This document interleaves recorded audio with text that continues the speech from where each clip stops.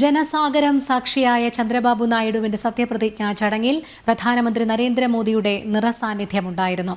ചടങ്ങിൽ പങ്കെടുത്ത ഓരോരുത്തർക്കും സുഹൃത്തായും സഹോദരനായും പ്രധാനമന്ത്രി മാറി.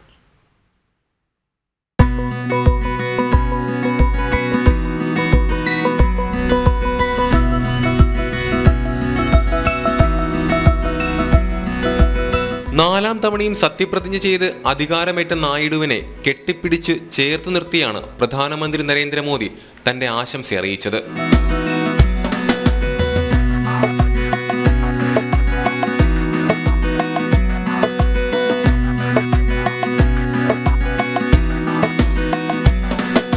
ചടങ്ങിനിടെ ഉപമുഖ്യമന്ത്രിയായി സ്ഥാനമേറ്റ പവൻ കല്യാൺ സ്വകാര്യമായി പ്രധാനമന്ത്രിയോട് ഒരു കാര്യം ചോദിക്കുന്നുണ്ട്. തന്റെ സഹോദരനെയും കൂടി വേദിയിലേക്ക് വിളിക്കാമോ എന്ന്. ഒട്ടും മടിക്കാതെ പവന്റെ കൈപിടിച്ച് ചിരഞ്ജീവിയുടെ അരികിലെത്തി ഇരുവരെയും ചേർത്ത് പിടിച്ചു അദ്ദേഹം. ഒരു ജ്യേഷ്ഠന്റെ വാത്സല്യം.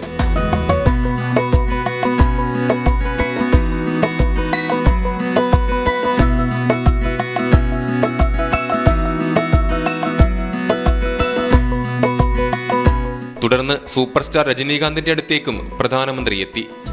ചലച്ചിത്ര രംഗത്തെ അതികായന്മാരും സമൂഹത്തിന്റെ നാനാതുറയിൽപ്പെട്ട പ്രമുഖരോടുമൊപ്പം തന്റെ സ്വതസിദ്ധമായ ശൈലിയിൽ ഒരു പുഞ്ചിരിയോടെ പ്രധാനമന്ത്രി വേദിയിൽ നിറഞ്ഞു നിന്നു.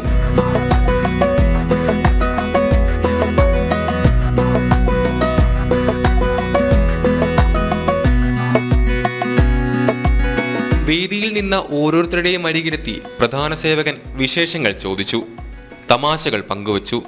ലാളിത്യത്തിന്റെ പ്രതിരൂപമായ പ്രധാനമന്ത്രിയുടെ സാന്നിധ്യത്തോടെ സത്യപ്രതിജ്ഞാവേദി സൗഹൃദത്തിന്റെയും സന്തോഷത്തിന്റെയും വേദിയായി മാറി.